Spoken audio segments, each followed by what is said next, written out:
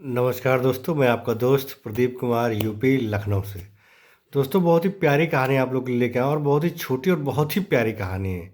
कहानी इस तरह की है दोस्तों, एक किसान होता है, वो बहुत ही गरीब होता है और उसके दिन बहुत ही ख़राब चल रहे होते हैं। उसको फसल में नुकसान हो जाता है, वो जो भी काम करता है हमेशा उसको नुकसान हो जाता है। एक दिन वो थक हार के सो रहा होता है और सो के जब सुबह उठता है तो देखता है उसके घर के पास जो एक तालाब होता है, उस तालाब में एक कमल का फूल, बिना मौसम का एक कमल का फूल खिला होता है। वो किसान उस कमल के फूल को जाता है तालाब के अंदर और उस फूल को तोड़ता है। तोड़ने के बाद सोचता है कि क्यों ना आज इस फूल को ही बेच के आज अपना खर्चा निकाल लूँ, कुछ तो खर्चा निकलेगा, आज का दिन तो मेरा कट जाएगा। और वो किसान उस फूल को ले के बाज़ार में जाता है बेचने के लिए। तभी देखता है कि बाज़ार में बहुत भीड़ लगी होती है।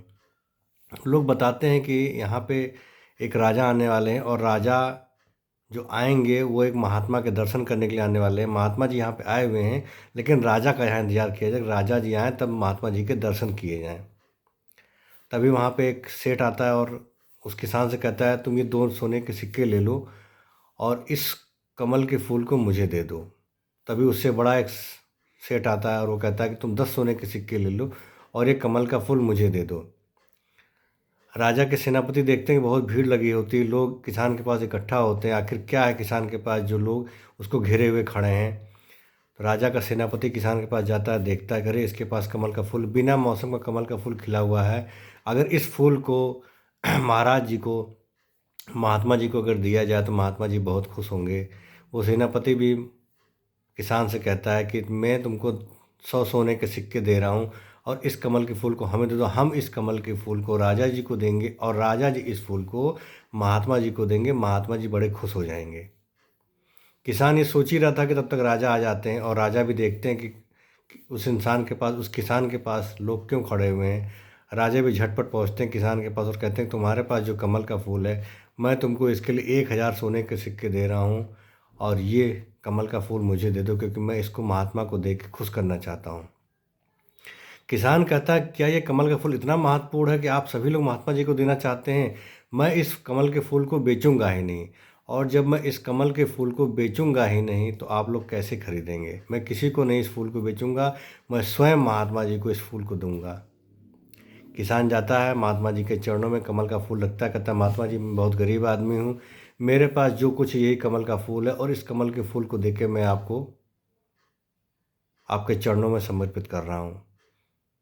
और इस कमल के फूल के तरह तरह के लोगों ने मुझे पैसे देना चाहे, बल्कि राजा ने यहाँ तक 1000 सोने का सिक्का देना चाहा, लेकिन मैंने इस फूल को नहीं बेचा। महात्मा जी, ये फूल मैं आपको समर्पित करता हूँ, आपके चरणों में समर्पित करता हूँ। महात्मा जी बड़े खुश होते हैं और अपने भक्तों से कहते हैं, ये होता है सेवा का भाव, ये होता है भाव। इस किसान को राजा द्वारा 1000 सोने के सिक्के दिए जा रहे थे, लेकिन फिर भी इस किसान ने इस कमल के फूल को नहीं बेचा और भक्ति भावना से मेरे पास लाके मेरे चरणों में रख दिया। जिस इंसान के भाव अच्छे होते हैं उसका हर काम सार्थक होता है, उसका हर काम सिद्ध होता है। दोस्तों, ये छोटी सी कहानी आपको यही दिखाती है, यही दर्शाती है, यही सिखाती है कि कभी भी कोई भी काम करिए या किसी को भी दिल से मानिए तो भाव से मानिए। अगर परमेश्वर को भी मान रहे हैं तो परमेश्वर भी भाव ही देखता है। आप कहाँ पूजा कर रहे हैं, घर में पूजा कर रहे हैं कि मंदिर में जाके पूजा कर रहे हैं, किस समय पूजा कर रहे हैं, नहा के पूजा कर रहे हैं कि बिना नहाए पूजा कर रहे हैं, ये सब भगवान नहीं देखता। भगवान आपके अंदर की भावना देखता है। अगर आपके अंदर की भावना अच्छी है, निर्मल है, साफ है, स्वच्छ है, तो परमेश्वर, वो ऊपर ईश्वर जो विराजमान है, वो हमारे भावना को स्वीकार करता है और हमारे हर काम को सिद्ध करता है। जय हिंद दोस्तों।